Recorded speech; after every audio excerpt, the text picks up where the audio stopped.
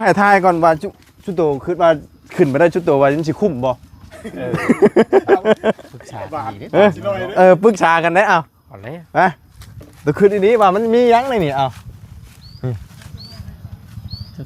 จังว่าเฮ้ยครับนี่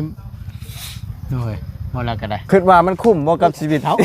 ขึ้นไปเอากล้องเนี่ยกลับเมื่อ กับเมื่อ เราต้องขึ้นเรายังเจียวเมื่ออยู่เลยแสดงว่า เฮาโจมไปขึ้นได้ ตัวกูเหี้ยตัวนี้ บ่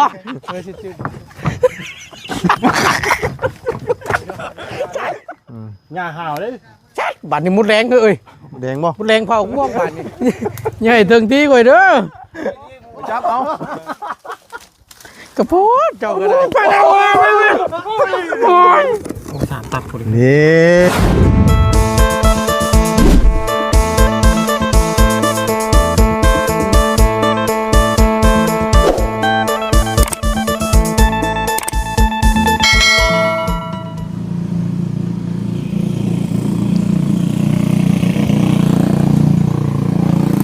เอามื้อนี้ก็มาเห็นรถมอเตอร์ไซค์เจาะกันลูกชายไร่พี่น้องเนาะอันนี้คือซีเมนต์ของบ่าวประธานป้องอันนี้นะพี่น้องเลย โอ้ไทยได้เป็น ไทยได้นี่เนาะอืม มาก ตำรวจจนถามแล้วนะถามเขาไว้กับขี่แล้ว คำพังแล้วเหรอ มันต้องมีแบบขี่ อ่าร ถยนต์ต่างหากบ่เฮ้ยรถ แม่น ต่างหากบ่ ต่างหาก มอเตอร์ไซค์ต่างหากอีก ต่างหากเลย รถยนต์ต่างหากรถมอเตอร์ไซค์ต่างหาก10ล้อต่างหาก อ่าร ถ4ล้อต่างหาก โดย กันชื่อมอเตอร์ไซค์ก็ต้องไปเอาใบขี่มาอีกเด้นี่เนาะ ต้องไปเฮ็ดอีก มันบริคืออันนั่นแล้วมัน เพราะว่าถึงว่าเขาขี่รถใหญ่เป็นรถจักรเป็นยังเอาทุก ใบขับขี่ไปใบขับขี่มันเด้เนาะ ของมัน อ่ามันหนักชวนลายรถจักรนี่บ่ค่อยมีเฮ็ดดอก ขนาดรถใหญ่แท้ๆก็ยังยากเนาะอยู่บ้านเฮานะ แล้วเพิ่นก็ต้องให้เฮ็ด แม่นก็ต้องให้เฮ็ดเพื่อนั่นแหละเอาพี่น้องเอ้ย เนาะมื้อนี้ก็เว้าหลายยายห้างเนาะมื้อนี้พอดีมาได้มาโอกาสมาทางเฮือนน้องพรแล้วก็ ไปสิได้ลุงเอ้ยน่ะ แล้วก็สิ บ่ได้มีหยังในแต่ละห้องมา อันว่านี่เลยพี่น้องเอ้ยเนาะ ไปซื้อ พอดีมีอันว่าทางพ่อลุงกับแม่ป้าพี่น้องเอ้ยเนาะเพิ่นฝากเงินมาแต่ดนน่ะพี่น้องเอ้ยเนาะให้บ่าวบุญมอบให้ทางบ่าวตูนแล้วก็บ่าวเหยาวบ่าวลุงหนวดแล้วก็ทางพอหักกับแม่หักบ่าวบุญเนาะพอสอนกับแม่พัดเนาะไปฝากมาให้ลุงหนวดพอเป็นขานมุกน้ำมันเนาะเอามื้อนี้ก็สิเฮ็ดแบบว่าให้มันยากลำบากในหน่อยหนึงพี่น้องเนาะคือกองนั่นน่ะบ่าวบุญได้ใส่เงินไว้แล้วพี่น้องเนาะสิให้เพิ่น มือเนาะ หันบ่น่ะ แม่น ปีนเอาเลย ปีนเอาเนาะ ว่าดอก เอาแบบลำบากแน่พี่น้องเลยเนาะเพราะว่า ให้ฮู้ว่าหาเงินมันหายากชำใดบ่ แม่ไทย โอ้กดท่า คือให้แบบอยากได้กับปืนดินเอานะข่อยสิบอกกับเพิ่นว่าให้เพิ่นมาทายเบิ่งนะว่ากองหยังแหละถ้าอยากได้เงินอยากได้หยังน่ะปืนเอานะเนาะเอาก่อนอื่นก็กราบสบายดีและสวัสดีพี่น้องกันเบิดสู่คู่สู่คนพี่น้องกันเนาะพบพ่อกันอยู่เฮือนซานน้องพรเนาะมื้อนี้ก็มื้อย่อเฮือนใหม่พี่น้องเอ้ยเนาะก็มาสวยๆมื้อนี้ก็บ่าย2แล้วมาฮอดก็ได้ว่าสิรถแล้วมื้อนี้ก็บ่แล้วเลยไปถอดกุดเบิ่งอยู่พี่น้องเอ้ยเนาะตาโกนโกกโปกอยู่ขี่มานี่เพิ่นแนมเป็นสายพี่น้องเอ้ยเนาะเพิ่นว่าต่ำอีหยังแล้วหนีนะ คือชนแล้วหนีนะเนาะมันบ่มีหยังเลยได้เอาออกหมดเลยมื้ออื่นมันได้สิไปประกอบ แต่ก็ยังอะไรยังมาบ่ครบเบิดแต่ก็สิดีกว่าเก่าหั่นนะเนาะเอาเนาะก็เป็นเงินทั้งพ่อลุงกับแม่ป้าใจดีบ่ประสงค์ออกชื่อเสียงเรียงนามเนาะแล้วก็มีทั้งพ่อฮักกับแม่ฮักมาบุญเนาะก่อนอื่นก็ขอบคุญขอบคุณผู้ใหญ่ใจดีเบิดทุกคนเนาะที่ได้ฝากเงินจำนวนนี้มาให้กับทีมงานเนาะก็โดนๆสิได้พ้อกันเพราะว่าเฮาไปคนละหม่องละบอนละเจพี่น้องช่วงนี้เนาะก็บ่ได้ค่อยพ้อกันปานใดเนาะเอาจังใดก็มีแต่สิเอิ้นเพิ่นมาพี่ได้สาวพี่น้องเนาะจังใดคือนั่งเงางอยอยู่กกอันน่ะหมักน้ำใยผู้พี่น้องเอ้ยฮัลโหลมาพี่เด้อมานี่มาพี่มา3พระองค์กันอันนี้มีแนวอันนี่แน่เนาะมื้อนี้เนี่ยต้องเอาแบบ บ่ได้พ้อกันดนๆเทื่อที่จะเอาแบบสุดๆเลยพี่น้องเนาะ ต้องท่าทายในจักหน่อยเนาะ ไปสิขึ้นได้เนาะ ไผก็ยานะแต่บ่ให้ชุเด้ มวยชูอีก หือ แต่ปีนเอา ให้ปีนเอาแล้วก็บ่บอกพ่อมว่ามีหยังในหั่นอืม มันข้างหนีกัน อ่า ก็ได้ เนาะเพิ่นสิเฮ็ดระบบได้พี่น้องเนาะเห็นแล้วป้าเตียดตะปุดมาพี่น้องเอ้ยตันนี่ดีได้พี่น้องเอ้ย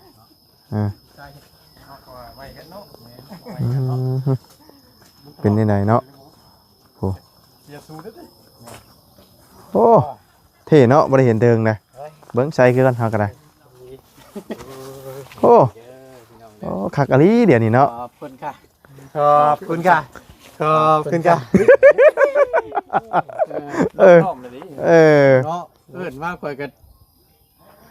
บ่ อ่อนไว้เห็นแล้วข่อยก็ได้ จักอีหยังก็เห็นรถเจ้ามันคือห้างชื่อใหม่ๆก็ได้ บอกละตีทั่ว เป็นกว่าเฮ้ย บ่มันห่างคือกันกับรถข่อยนะรถข่อยก็ชื่อใหม่อยู่นางเฮ้ยโอ้ยเนาะ อย่าว่าฉันกว่าเฮ้ยมันห่างบ่ ได้อยู่ได้อยู่ รถข่อยห่าง เป็นแน่ๆ น้องเอ้ยว่าได้เกิดเห็นก็ยิ่งกลัวอยู่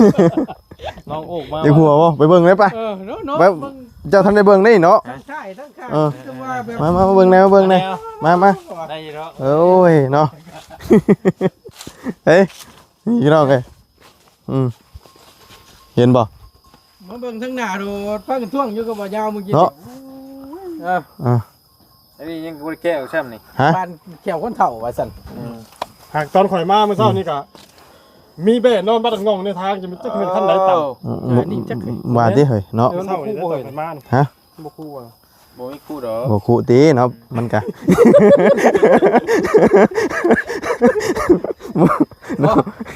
อันเจ้าสังเกตดูอันมันบ่มีสิ่งใดมันแปลกหูแปลกตาหรือว่าเพื่อมันหล่นเด้ แม่ เบิ่งดู เจอหล่นหายไปแล้วจักเด้ เนาะองค์เทื่อบัดประกอบแล้วเพิ่นสิได้เพิ่มสิอีก เก็บออกในแมงวันน่ะแถวนั้นน่ะ ไม่กระเบื้อ มันก็เบื่อบ่ ว่า มาอีกแล้วมันก็ เดี๋ยวนี่เอาเลขนำนี่ เอาแม่นี่ 26นี่25ได้ยัง25 8 9ได้อ่ะ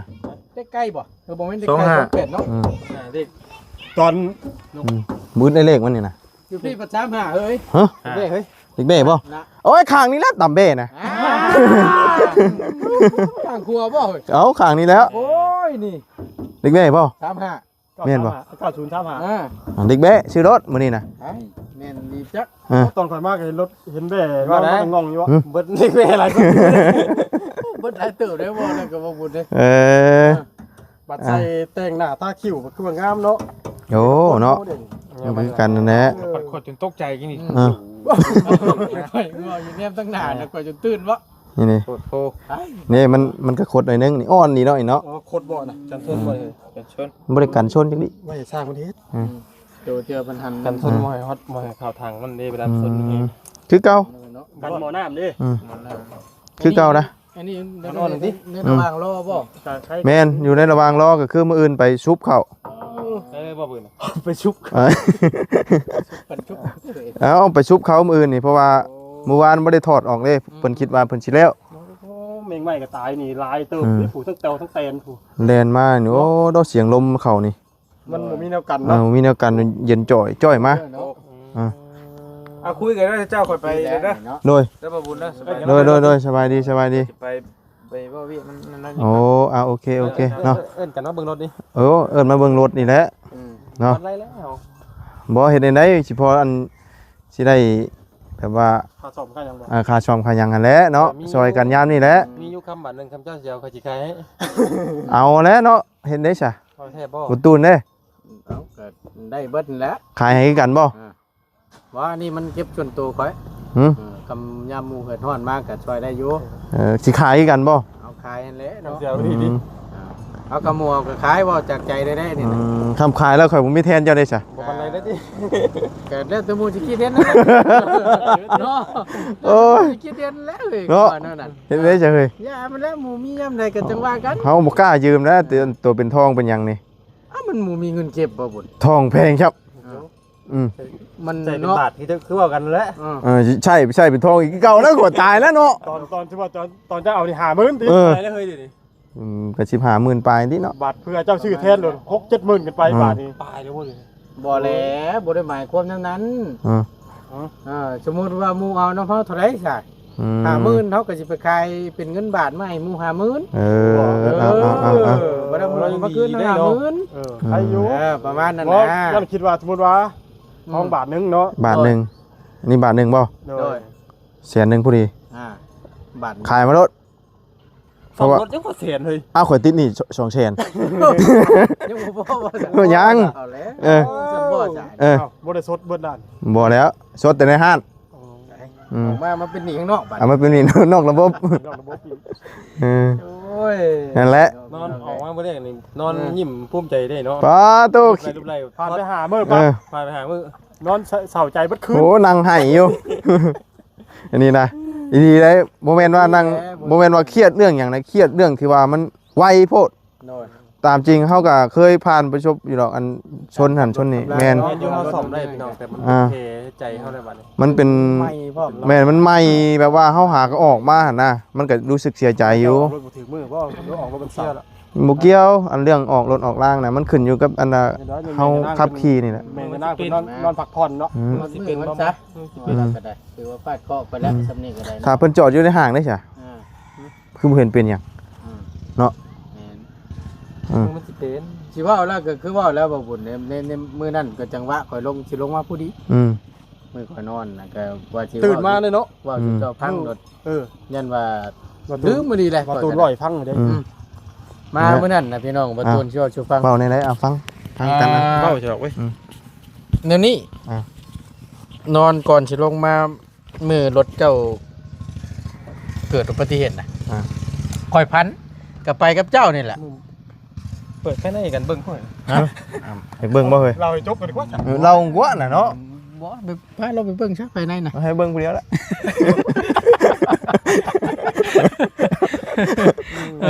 เราต่อ มาแล้ววันนี้พี่น้องบ่ตูนนอนคืนคือแมลงนี่แหละตื่นมาแล้วบ่ตูนสิลงมา แล้วมื้อนั้นน่ะเกิดอุบัติเหตุพร้อมกันกับนี่แหละบ่บุญพันว่าค่อยไปกับเจ้านั่นนั่งนํกันแต่ค่อยบ่ฮู้ว่ามันเป็นคันนี้หรือสิเป็นคันเก่าเจ้าค่อยนั่งยังไงน่ะเจ้าน่ะถอยก้นมันมาน่ะถอยหลังมาค่อยว่าบ่บุญเอิ้นในนามหมู่นะเท้าลักหัวเจ้าก็ต่ำตึ้มไปบาทนึงเดินหน้าถอยไม้บานนี่โคมตอกเฝ้าน่ะต่อความสูงเพียงพี่บิดเฉยไปได้เฉย แตก บ่แตก ตื่นมาแตก ตื่นมาแตก รถแตก มาแล้วว่ามาเนี่ยตื่นมายามเช้าบัดนี้พี่น้องกำลังบ่ต้นกับกำลังสิกลับมื้อนั้นน่ะ ผ่านโมเมนต์ไปได้เจ้าเนาะ และบัดนี้แหละพอหน่อยนึงดังว่า เราบ่แก้เด้ บ่บุญโทรมาผู้ดีแก้ยังกันน่ะ เอาแก้เวลาจะไปขี่อะนะ เหี่ยวก็ได้ เหี่ยวก็ได้โอ้บ่ให้เป็นจริงเด้อนี่เพิ่นเว้าได้นี่ได้ แม่น เอาดี จักแล้ใช่ อืม เพราะมื้อนั้นก็ว่าบ่ได้มีหยังอยู่ได ฮะ นอนตื่นมามื้อนั้นก็ ฮะ ผ่าคุณหนูเขียนอยู่บ่ อันนี้พันนี้แต่ว่าคิดชนเมื่อบ่แล้วโอ้ยว่าบ่หนึ่งว่าบุญว่ารถชนว่าซั่น เนาะ เกิดอุบัติเหตุว่าซั่น อ่า ตามข้างนี้หน่อยเนาะ ทางนี้แต่ว่าอะไรมันสิหายาก มื้ แน่ อที่เฮ้ย แม่น โดย โอ้ยมาหามื้อ อะไรหายากก็คือมันปีใหม่เนาะ แม่น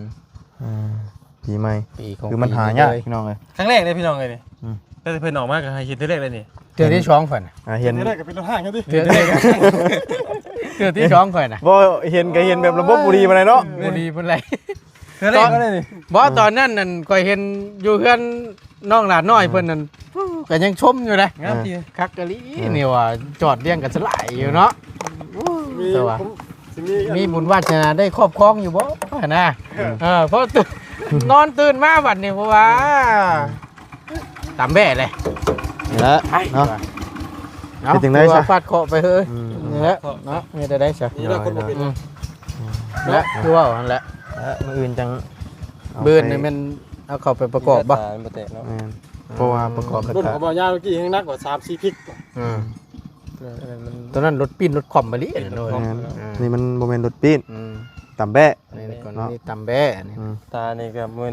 20,000มันจะ กลัวนะ ปีใหม่เด้อ ปีใหม่ซ้ำมวนเอาว่า ตอนค่อยนั่นน่ะข้างละ15,000 ตอนรถคัน ถ้าว่าเอาจากศูนย์นั้นว่ามาจากญี่ปุ่นนี่ดินแพงได้นี่นะ อืม ตามันนี่คือแบบว่าช่างจากศูนย์โดยตรงนะ โดย กระจังหน้าก็ สิแพง 20,000บ่ แพงดีเลย เพราะว่ายังบ่มีนี่มันปีใหม่เนี่ยเขาเฮ็ดมาแล้วก็แบบเฉพาะตัวก่อนนะเนาะ แม่น แล้วจังค่อย แม่น ผลิตออกมาต่อ เราต่อ แล้ว ไป มันจังว่ามันหายากเนาะ แม่น มันก็บ่ได้ว่าปุ๊บปั๊บหรอกมันก็คือว่านั่นแหละ โอ้เพิ่น ใช้เวลานี้ ข่อยโทรไปทำเช็คอะไรอยู่ในอันศูนย์โนเพิ่นเว้าชาวล้านข่อยจะตกใจ เฉพาะนี่ล่ะ แม่นดีอะไร ถือบ่ ว่า ชาวล้านพุ่นน่ะ แม่นอันนี้ก็สิตกอยู่ประมาณ10,000ปลายรวมเบิดแล้วนะทั้งค่ามือค่าหยัง ค่ามือกัน ค่ามือค่าหยังเนาะ อืม เพราะว่าเฉพาะกระจัง มันเป็นกระจังถอดเด้ของมือสองแต่ว่ามันออกจากไอ้ตัวของแท้ว่าง่าย โดย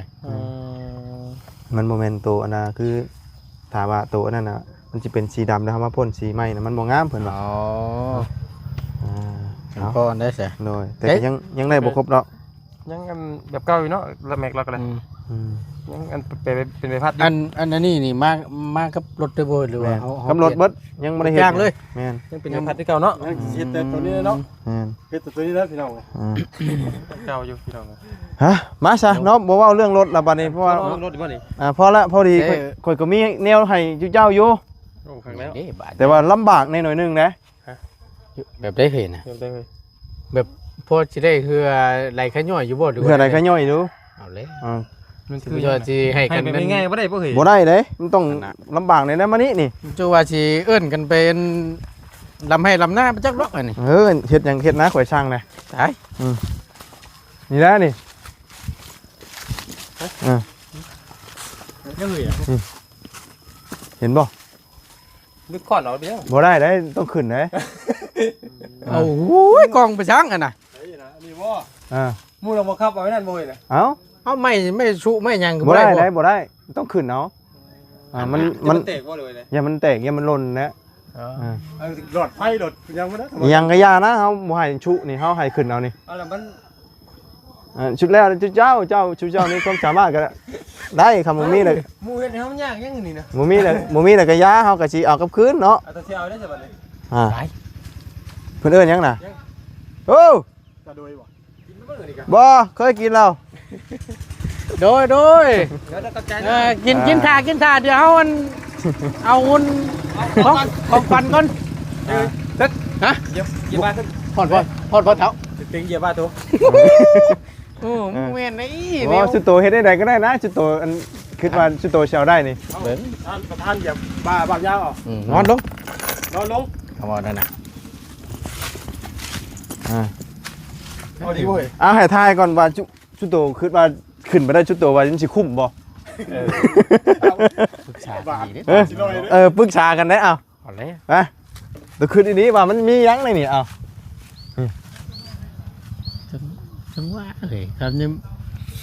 โอ้ยบ่ละก็ได้ คิดว่ามันคุ้มบ่กับชีวิตเฮา เอาแม่เอาจักเยอะ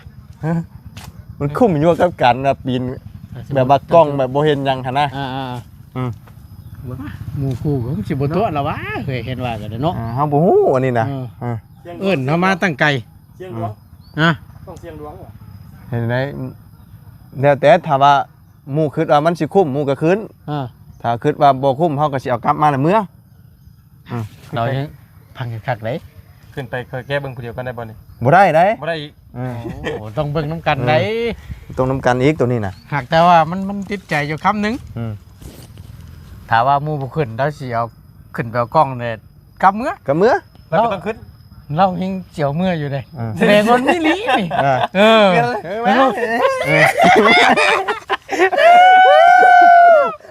เอาเราเอาเท่านั้น เรา เด้ ของวิคาแล้ว เอ ทำ อเอาดีเขาเอาพูดว่าคำเจ้าบ่ขึ้นแย่ข่อยสิเมื่อเลยคำละปะใครอยู่ บ่ปะเด้ ยังบ่ปะอีก บ่ แส ปะ ดงว่า แสดงว่ามีแนวอะไรอยู่หั่นน่ะ มี นี่แหละข่อยว่า แต่ว่ามันสิคุ้มบ่กับการขึ้นตกกกไม้นี่ ตัวนี้ก็จังหวะเลย เออ อ๋อเนี่ยเบิ่งต้นใหญ่แท้นี่โอ้ เออ หมู่กูปานนั้นบ่เว้ย ญาติยันเดี๋ยวจัน ฮะ ตัวเต้น มีอย่างกระยาเฮาง ามันงาม่วงงามันคามใครอยู่ งาม่วงมันปล่อยได้ น้อยเอาอย่างนี้ได้ บ่ถึงบ่ บ่ เนี่ย ถึง บ่ฮอดได้ ขึ้นเอาแล้วนะ มีทางเดียวคือขึ้นเท่านั้น ต่อยก็บ่ได้ บ่ได้บ่ให้ต่อย บ่ตกเลยเนาะแบบดึก นึกก็บ่ได้ บ่ได้อีก บ่ได้อีก เอาแล้ว มันง่ายเกินไปน่ะ บ่กดก็คือพวดที่ เห็นแล้วบอกเข้า ฮะ เห็นได้หูทั้งอันเนี้ย บ่ แต่ว่าต้องทุกคนนะ เบิ่ง เจ้า กับหมู่สิตัวกับตัวชนะ จะขึ้นบ่ เบิ่งเอา เฮ้ยเหรอ อยู่ถ่าเด้อ เอามาแม่เออ แล้วขึ้นหรือกว่าเสียงเราอยู่เทิงกู เอาเตี้ยหมอนี่ขึ้นดีแล้วเตี้ยเอ้ย โอ้โหเนาะหมู่เอิ้นเฮามาตั้งไกลเนาะหับได้ยัง ทำยังครับ ว่าไป หับข่อยนี่หับข่อยนี่เท้าโจมข่อยขึ้นนะ ตัวกูเหี้ยตัวนี้ บ่สิจุดโจมนี่อุ๊บมันขี่จังยังขี่กูยากแค่เลย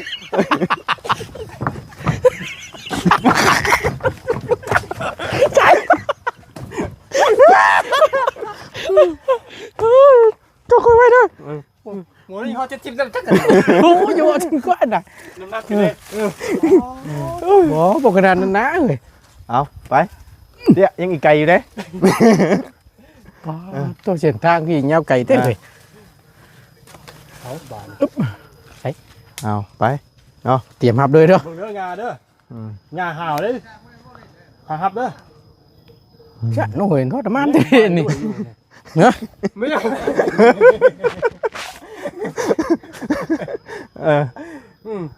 มันคือใหญ่นี่เป็นช่วงสิเป็นบุกแท้เลย มาโตกันเท่านี้เลย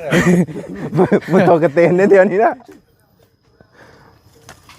ครับน้ำเราไปด้วย บริหารได้ค่อย ไปเอาดีเอาดี ใช่บาดนี่มุดแรงเอ้ย แดงบ่ มุดแรงเผาม่วงบาดนี่โอ้ยจะเป็นยากน้อยเนาะ โอ้มันต้องลำบากในจังหน่อยเลย ตาย เป็นที่ค่อยเด้อ ใหญ่ถึงที่ก่อยเด้อ ที่หมู คือแต่คนเตี้ยขึ้นนะ บ้าโหคำยาวถึงแล้วนี่เนาะ ยาวขึ้นอีกจ้ะ ขึ้นแน่ เอาทึกลิ้นขึ้น ตายช่างเป็นเจ้าเห็นนี่ เรือกอง เอาเนาะให้อันอะไรจับต้องให้ก็ได้ เอาเหมือนมีบ่ มี บ่สองคนเจ้าแต่ฮับก่อยได้ มียังนะ มีของดีเลย ปะจะเคย บ่ให้ชูเด้ ฮะ ไปจับเอา มวยชูอีกบ่ ชุมเลย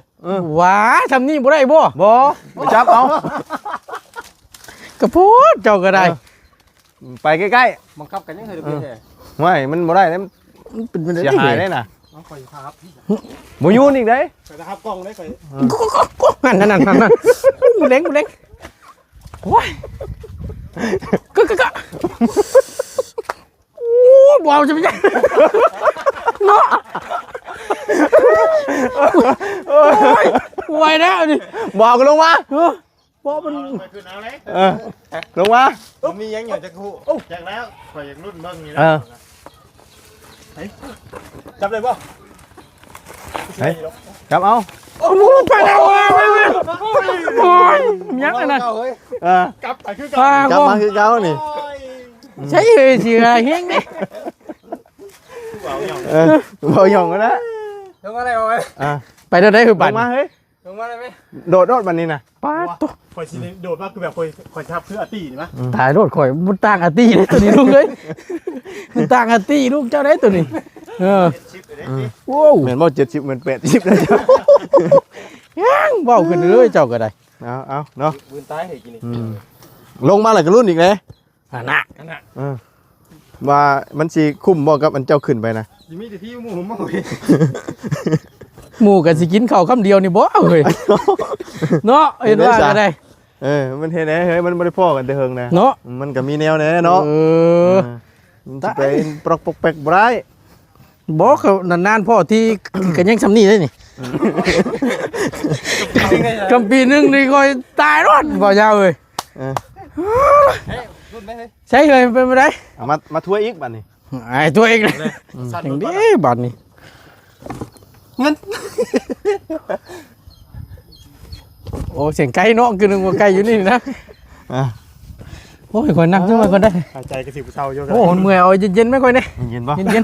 เอาพัดลม ๆโอ้เบิ่งกว่าเดี๋ยวเนาะหมดแรงครบคน บั นะ ดก็บอกแล้วเนาะ โอ้หงนี่เฮ็ดบาปกับโพดหงนี่ โอ้ยันดีพี่น้องเลยหมูที่ที่ยังมีบ่เนาะ โอ้ย บ่ มันที่หมูเหลือได้ยังไงเนาะ โอ้ก็จะว่านี่เอากินก่อนพอใจเย็นๆก่อน ต้องไปแล้ววะ จะกองไปแล้วข่อยก็จะฮู้ว่ากองเจ้าสิขึ้นไปยังจ้ะ บ่ยันหมูมีแต่ใส่เนาะ มันมีนะใช่อ่ะแต่ว่ามันสิคุ้มบ่กับการขึ้น สำคัญหน่อยนะ มาเอาเบิ่งข่อยเปิดให้บ่ บ่นะค่อยเปิดเอง เมื่อยปานนี้ ค่อยเมื่อยปานนี่ก่อนยกเปิดเองละมันมีเจี้ยได้อยู่ในหั่นน่ะบอกไว้ก็ได้เอา เขียนเก้าบ่จักสอง กู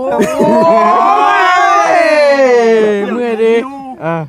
ตายคัก โอ้ย เอาอย่าเอา แต่น้ำหนักมันหลายเลย แต่ว่าน้ำหนักนี่มันเพิ่มกว่ากระดาษเฮาอยู่เอาบ่เชื่อลองเบิ่ง ครบเ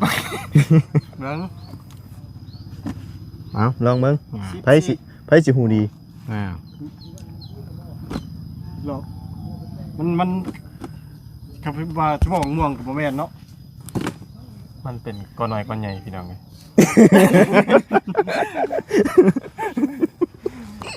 ก้อนใหญ่บ่ มีก้อนน้อยก้อนใหญ่อยู่เปิดแล้วเว้ย มันดังแบบสามก้อนนะ เปิดได้เลย เบิ่งกำปล่อยขึ้นแล้วก็ แต่ว่า เปิด แต่ว่ามีชื่อผู้เดียวนะ เอาแล้วคำว่านั่นนี่ ไผสิเปิดก็เปิดแต่มีชื่อผู้เดียว เอ้าถ้าคอยเสียสละให้เจ้า ซื้อเพื่อนได้เพื่อนบ่ ก็แล้วแต่อันผู้สปอนเซอร์บัดนี้เอา กว้างกว่า เอา กระดาษนี่แหละ เก้าอีกแล้ว โอ้ยกูได้ชมคอยขึ้นจริงดิว้าว นี่มันค่อย มันยัง เก้า มัน ยินดีกับลุงหนวด ลุงนวลอีกเลย ลุงหนวดอีกแล้ว อันเก่าของเจ้า ไม่เบิ่งใส่นู้บัดนี้ ไป ให้มันเบิ่งนู้เบิ่งใส่มันนู้หัน เมื่อยละจำแจ็คนี่ก็ให้ลุงนวลขึ้นก็ได้หรอก โอ้สามตัดคน นี่ บอกกับย่านะชื่อลุงนวดผู้เดียว มันเกิดจำของเราแล้วตายเอารถข่อยถวยนึงรถลุงไงข่อยขึ้นกล้องไงอยู่เทั้งผู้ โดนทับเบิ้งบ่อีกบ่เฮ้ยนี่ นี่พี่น้องไอ้เบิ่งก่อน เฮ้ยเป็นยังไงบุญขอรถเมื่อยน้ำดิเพื่อได้แค่ย่อย เอาบ่ก่อน บอล บอยละกล้องตัวนี้ข่อยจะได้ขึ้นต้นลำไยผู้รอบหน้าเนาะเบิ่งคักเลย เดี๋ยวนับให้ฟังก่อน1 2 3 4 5 6 7 8 9 10 11 ปะตุ๊เงินเดือน YouTube บ่ลุง นี่ในยูทูบบอกบ่ ยุงกัดเฮ้ย ยังอยู่ คันได้ โมเมนต์บ่ ยังคันได้เนาะ นี่ได้ไหม เจ้าคิดว่าของไผซะยินดีนำผู้ใด เห็นแต่ชื่อเรา เจ้าก็ถามเนาะ อันนี้ โว้ย อันนี้ เจ้าก็ แม่พอดินกี่ทันนี่คิดชื่อกับเบิ่ง เนาะเฮ้ยเอาจับเจือกว่านี่ เอามา เพื่ออะไรก็ย่อยค่อยก็ กระ ได้ บาบนั่นเลยพี่น้องไอ้ขึ้นต้นม่วงจนว่าหมดกัดหมดง่ายเนาะ หมุนง่าย เนาะเสลยได้ก็แล้วกัน เจ้า อย่างนี้บัด อันนี้ของตูน ของข่อยดีบ่ ของตูนนี่นะ ค่าขึ้นโก้ ขา นะ ขาขึ้นก้องม่วง เว้าดีเคย ของตู โอ้ น ให้ขึ้นจะขาเถื่อพุ่นเด้อนี่เด้อ นักเลย อันนี้ของเต็ง เอ้าซั่นบ่โอ้ยเว้าดีนะเฮ้ยขอบใจหลายๆเด้อหมู่บ่อยากขึ้นนำเฮาบ่กองใหม่น่ะ ตัวจับเต็งมาแล้ว ฮะ เต็งให้ตัว ใช้บ่จับเจือ ไว้ให้ตัวชื่อเรียงกัน สั่งก็แต่เดียวว่าบุญ นี่ของเงาเนาะ โอเค ชื่อกันแล้วอ่ะสังว่าแท้มันต้องมีหัวใบเรียงกันเด้ โอ้ยหัวจะหลอกก้อยกันได้ มันเฮียมันบ่ได้เคะหรอก มันบ่เข้าเหนียบมันบ่ บ่เข้าเนี่ยมันจะออก มันใจยังมันออกเนี่ยนะ บ่ก็จังไดมันต้องให้ออกให้เฮาอยู่มื้อนี้เห็นได้ เบิ่ง จ้ะ คักเลยติ เบิ่งคักแล้ว มันหน่อยก็ลายแล้วติ โอ้ยคลายแล้วมื้อนี้ สั่งบ่จะได้บาทนี่หมู่ เนาะ กู อันนี้ของยาว ของน้องบ่ ของยาว โอ้ อืม ของน้องบ่นี่ นี่1 2 3 4 5 ต่อ นี่อันนี้ของหนวด ของหนวด ของหนวดนี่ หนวดนี้ หนวดก็มีบ่นี่หนวดก็ได้หลาย ของหนวดนี่5เนาะ ชมลุงหนวดพุ่นแหละขึ้นนี่ จักแล้วข่อยก็บ่ได้บอกแล้วล่ะว่าผู้ใดขึ้นผู้ใดบ่ขึ้นเนาะ เจ้า โอ้ขอยก็เพื่อหมู่เพื่อพวกเนาะ หมู่ว่ากล้องพิจารณาว่าซั่นก็ขึ้นเบิ่งกันแหละข่อยก็ได้ อันนี้น่ะบ่แม่นของยาวเบิดเด้ออันนี้น่ะเป็นของน้องสาธิตเนาะวันเกิดเนาะอันนี้ของยาว อันนี้ของน้องชาทิตมันเกิด อันนี้ของยาวโอ้อันนี้เงินยังอันนี้มาบุญ เนาะเฮ้ยอธิบายให้ฟังหน่อยกว่า เงินหยังกับอันแบบว่า ข่อยก็บ่อยากรับปานใดเด้มัน บ่อยากไปใช้ก็นี่แหละจมรถชั้นล่างกันนะให้ เกี่ยวไปเกี่ยวมาก็ยังเข้าอันโดนเก่าอยู่ เนาะก็เป็นเงินทางพ่อลุงกับแม่ป้าใจดีเนาะผู้เพิ่นบ่ออกชื่อเสียงเรียงนามหรอกฝากเงินมาให้ทั้งบ่ตูนนี่2 ล้านเนาะ โด มาย ยาวไป2 ล้านอันนี้2 ล้านนี่ของน้องจาทิตส่วนของน้องหนวด4เนาะอีกล้านนึงเป็นของทางพอสอนกับแม่พัดเนาะเห็นทางลุงหนวดก็ยังบ่ทันได้เงินเดือนเงินดาวแล้วก็ว่าเป็นหนี้เป็นสินเนาะก็ให้ไปใช้หนี้ใช้สินแน่เติมน้ำมูกน้ำมันแน่เนาะยืมหนี้ไผมาแน่แล้วก็ไปใช้เด้อบัดนี้ อันนี้มีผู้เดียวกันบ่ได้บ่ แม่นอันนี้ล่ะผู้เดียวกันมีแต่อันน่ะ ยกเว้นทางลุงหนวดบ่ แม่นลุงหนวด โดย ล้านนึงเนาะเป็นพ่อฮักแม่ฮักบ่บุญเอง โดยเอา นี่แหละเนาะ ทั้งสองท่านบ่อยู่ในจำนวนนี้ โดยอันเป็นทั้งลุงพ่อแม่ป้านี่ผัวเมียเนาะ อ๋อโอเคเนาะ โดย เอาเนาะกลัวลูกสิได้รับเงินก้อนนี้กับป้าแม่เอ้ย ขึ้นกกม่วงว่าซั่นกลัวสิกลัวสิฮอดกล้องเนาะเอาก็ถือว่าได้รับเป็นที่เรียบร้อยแล้วเด้อทางพ่อกับแม่เนาะพ่อเพิ่นชื่อหยังบ่บ่ พ่อกับแม่เพิ่นบ่ได้ออกชื่อเสียงนางๆ อ๋อ เนาะ โดย พ่อลุงแม่ป้าใจะดีก็แล้วกัน โดยพ่อกับแม่เพิ่นเป็นคนลาวเฮานี่บ่ ลาวเป็นทั้งพ่อลุงไทยเป็นทั้งแม่ป้า อ๋อ เนาะ โดยสาธุเด้อเนาะทั้งลูกก็ได้รับเด้อทั้งพ่อกับแม่เงินจำนวนนี้เนาะก็ถือว่าชดเชยทั้งลูกได้หลายเนาะค่าน้ำหมักน้ำมันค่ายาค่ากินก็ต้องขอบคุณขอบบอกขอบใจทั้งพ่อกับแม่หลายๆเด้อที่มีน้ำจิตน้ำใจบีแบงมาให้ทั้งลูกเนาะก็ขอให้พ่อกับแม่จงอยู่ดีมีแห้งความเจ็บอย่าสุไลความไข่อย่าสุมีเด้อปรารถนาสิ่งใดขอให้สมคำมุ่งมั่นดังปรารถนาเด้อบ่ว่าสิธุรกิจการงานใดๆก็ขอให้ประสบผลสำเร็จในหน้าที่การงานนั้นๆตลอดปีและตลอดไปพ่อกับแม่ให้มาสำใดขอให้กลับคืนพาสู่ทางพ่อกับแม่ร้อยเท่าพันเท่าเด้อสิ่งที่สำคัญก็ขอให้โยมมันคนยืนเนาะยืนลูกน้ำดานเป็นนานๆเด้อสาธุ เอาสำหรับทางบ่ยาวเองก็ต้องขอขอบคุณทางแม่ป้ากับพ่อลุงเนาะเป็นพ่อลุงแม่ป้าที่บ่าวบุญบอกอยู่พี่น้องเนาะกับบ่ยาวพ่อฮู้จักอยู่แล้วก็ขอบคุณพ่อลุงพ่อป้าหลายๆเด้อเนาะที่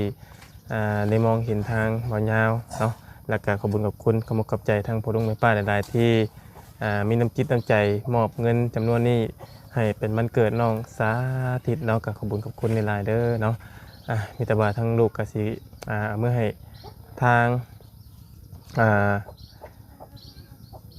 น้องสาธิตเนาะแล้วก็ให้บ่ยาวสิให้อันเป็น2ส่วนแหละพี่น้องให้แม่ป้าเพิ่นกับแม่เพิ่นนั่นแหละเนาะเอาขอบคุณหลายๆเด้อขอให้เพิ่นอยู่ดีมีแรงเนาะความเจ็บบ่ให้ได้ความไข้บ่ให้มีเด้อเนาะปราศจากโรคภัยทั้งปวงบ่ว่าสิธุรกิจงานหยังก็ขอให้ราบรื่นตลอดปีและตลอดไปเนาะ ขอให้อยู่ดีมีแฮงพร้อมครอบครัวของพ่อลุงแม่ป้าเนาะบุญคุณในหลายส่วนเงินที่จำนวนพ่อป้ากับแม่ป้ากับพ่อลุงให้มานี่ก็ลูกก็สิให้ไปใช้กับผลประโยชน์ให้ได้ที่สุดเด้อเนาะขอบคุณกับคุณในหลายสุขภาพร่างกายแข็งแรงเด้อจ้า